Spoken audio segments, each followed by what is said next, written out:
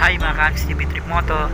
For this video, added tayo ng MTBPA o Motorcycle Development Program Participant Association o Road Safety Seminar. Dito ginanap sa TESDA sa Taguig City. Tara, let's go!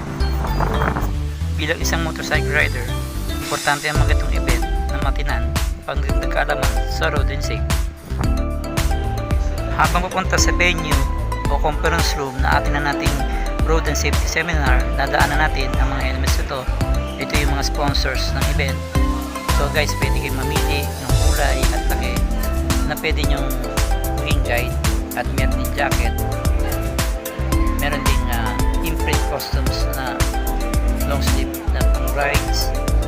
Baka naman ito guys, papasok na kami sa venue area, sa conference room sa TESDA.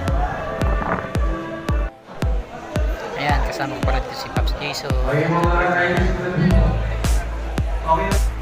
So ito guys, commitment wall.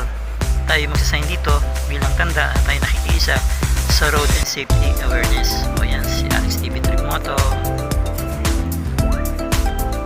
Thank you for watching. Next time ulit mga Trip Moto. Bye!